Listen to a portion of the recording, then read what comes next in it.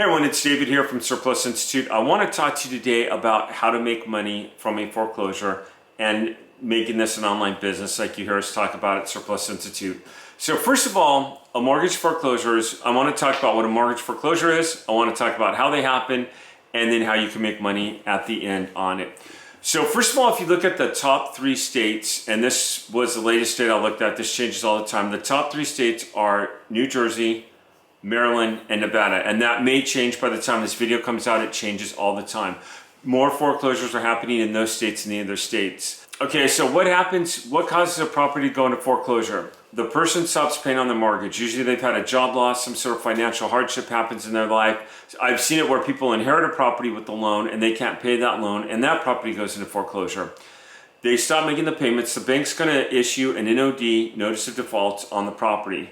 That typically takes, on average, 90 days, some states longer, but I've never seen it quicker than 90 days for this to get posted. After the notice of default, there's going to be a notice of sale, and this could be after 90 days, somewhere usually around 120 days this happens, where the bank then has the legal right to take the property up for auction. If the property goes up for auction and it sells at the auction, there might be surplus funds from the property. If the property does not sell, and the bank takes it back, typically the homeowner at the property will never see any funds at all from the property. Now, why would there be funds at the property that goes to the homeowner? The bank took it and the bank sold the property. Well, the person technically sold the property when they took the lien out. So say Bank of America has a lien on the property and they take that lien and they give Bank of America first position on that property and they stop paying Bank of America. Bank of America has the right to force a sell on that property. So you have 123 Main Street, and Bank of America is going to say, you're not paying this loan, we're going to go ahead and we're going to sell the property. So they go ahead and they exercise their rights with state law to sell that property. The first thing they're going to do is they're going to put a notice of default on the property, then they're going to do a notice of sell, and then they're going to take it to public auction. Now let's say that $100,000 is owed on this property and it sells for $250,000, $150,000 over the asking price. If the estimated debt on the property that Bank of America has is $100,000, they've paid their lawyers, they've paid any court costs, they've paid any filing fees, county fees, clerk fees, back taxes, all that comes out, and it comes out to $100,000, and there's $150,000. Bank of America cannot touch that.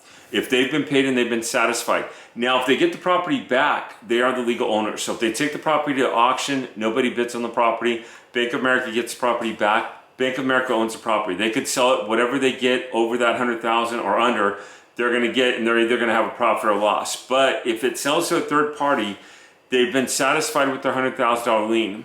Typically what I see happens is if there's a second, third position on the property or any other liens attached to the property, they're going to come in, they're going to say, hey, out of this $150,000, we're owed this much money, and they're going to go and take their portion. Anything left over goes to the homeowner. Now, why would the homeowner get any money? Because they stopped paying and Bank of America sold the house, or whoever the trustee was.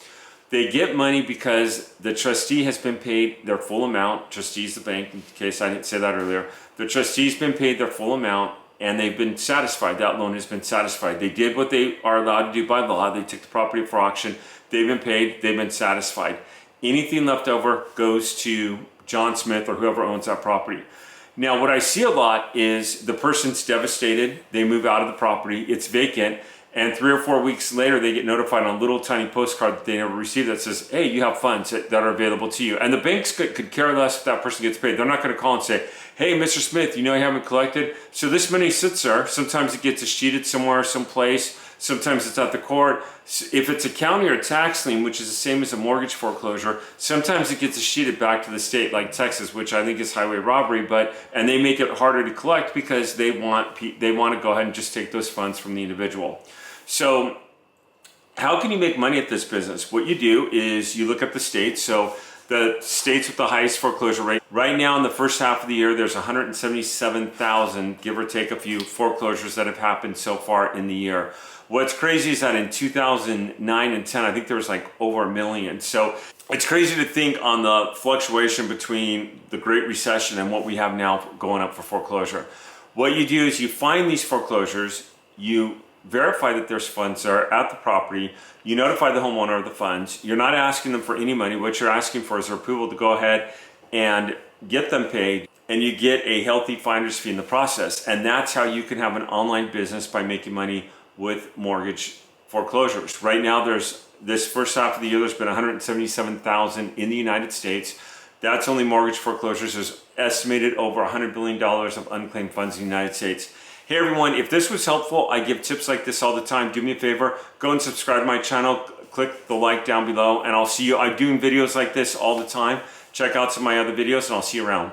Thanks for watching.